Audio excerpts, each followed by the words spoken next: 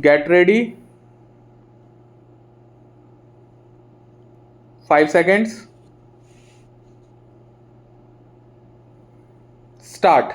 Mr. Vice Chairman, sir, as a basic human need, shelter comes next only to food and clothing. Even the early man discovered caves to seek shelter against the vagaries of nature. Today, with rising population, many of the developing countries have to cope with and suffer malnutrition, disease, illiteracy, and hunger. Yet, it is the housing problem which seems to be the most intractable one. About one fourth of the world's population is either houseless or lives in abysmally poor and unhealthy environment. In India, sir, according to the 2001 census, 2 lakh urban households and another 4 lakh rural households have been without shelter. Taking into account the overcrowding and the awful congestion and the need to replace the kacha houses and repair the degraded and dilapidated ones, the actual housing deficit is to the tune of 59 lakhs in urban areas and 188 lakhs in rural areas. This deficit of housing is expected to rise to 39 million by the year 2010 AD. Sir, 25% of the urban population in India lives in slums which are without basic services.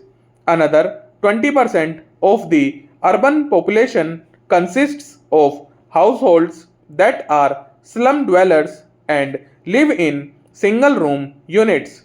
Sir, this is the housing scenario in our country at the moment. In the early years of our planning, with the weak economy that was inherited at the time of independence, housing was not on the top of national agenda. The first priority obviously was to provide food for the people. A massive national program and endeavor has resulted in self sufficiency in food, and we can be legitimately proud of our industrial progress also. In the sphere of communications and health services, we have made major strides, and the government has also intervened to ensure that clothing is provided reasonably to people in the country. With a fair amount of success in the other spheres, the attention now has obviously to turn to housing and, of course, to education.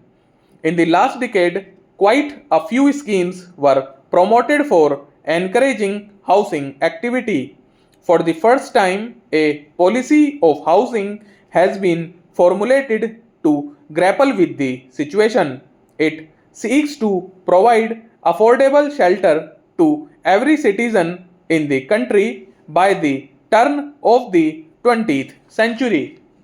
Experience has shown that housing units raised by the official agencies for the poor are too expensive, and the intended benefit does not reach the beneficiaries for whom the schemes are launched.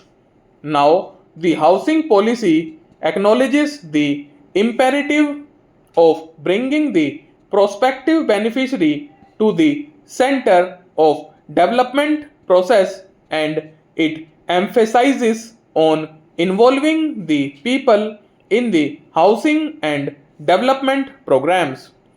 This is a welcome change, a welcome shift in the strategy to combat the problem.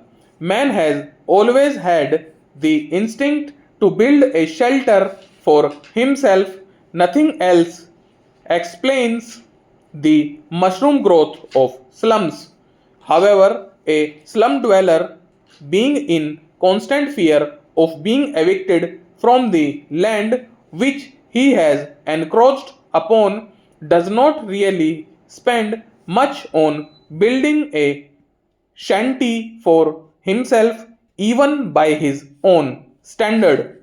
If he were to be assured of the security of tenure over that particular piece of land, and if that were not possible, if he were to be offered an alternative developed piece of land and provided with the basic services like water and sewage system, street lighting, and other important amenities, and also offered some small loan on soft terms, I am sure that every household will be able to build for itself a house which would conform to the basic minimum housing norms postulated by the housing policy. Sir, Gram Panchayats, municipal committees, and the non governmental organizations could also be associated in this national endeavor, particularly in the process of disbursement and repayment of loans, and also for encouraging the cooperative societies, thus relieving the government of some burdensome task.